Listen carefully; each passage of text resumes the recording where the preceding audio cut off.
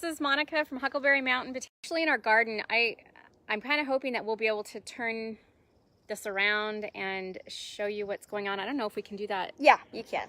Online. Okay. All right. So we're in our somewhat wild, what I like to call my annual perennial garden. Cleaned it up a little and started trying to train them a little more. They're sprawling. These put out wonderful hops for us every year, and my students harvest some of those. So I'm going to bring you, this is really the best time to be harvesting the flowers because they're and you want them to be fully open and kind of dry. So this is a beautiful patch. I want to show you here, like, look how, well, first of all, we have a little friendly visitor, but look how beautiful these are. They're nice and big. And this is when I would recommend doing but you're past that, you know, the cooler portion.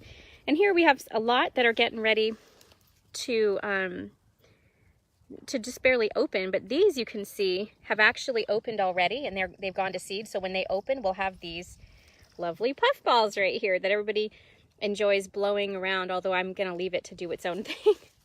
So we're gonna pick some of these. I'm hoping that you're out picking some too. I wanted to point out the leaves because dandelion can be very different, actually. You can have a real variety even within the same plant. Kind of a difference a little bit in their growth. And you'll see this real jagged. When you get to places where it's in the shade, a lot of times you won't have these severe jagged edges. But the best way to identify it is, first of all, when you break it, it has this milky sap that just comes out of these stems. It's a real bitter sap.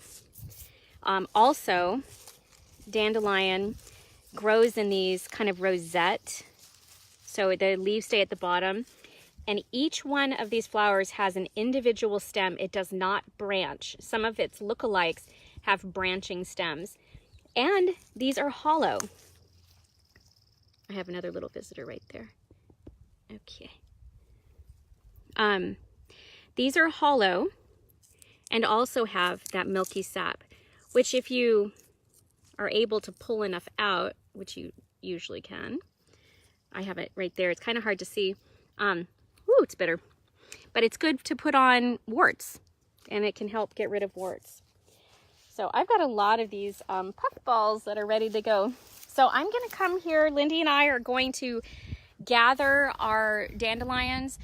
And you know, the dandelions are so good. Top to bottom, they are usable. Flowers, stems, leaves, roots, every part of the plant is usable. It is not a weed. Right? It's a friendly, usable herb. They're good for salads. They're high in vitamin A, C, K, B, calcium, magnesium. The roots have the prebiotics, so it can feed that good gut flora. They're good diuretics. They're really good for the liver, the kidneys, the digestive system. They can kind of help get things moving and pushing through. When I make my fritters, I do keep all the green part on there, so it's slightly bitter. So it's a really nice appetizer to get the digestive system going. Perfect. All right, so what we're gonna do is finish gathering, and then in like 4 minutes, we're gonna go up and go into the kitchen, and we'll be making fritters. And if I can get enough dandelion flowers, I'll probably make some tea as well. Okay, so we'll see you back in just a few minutes.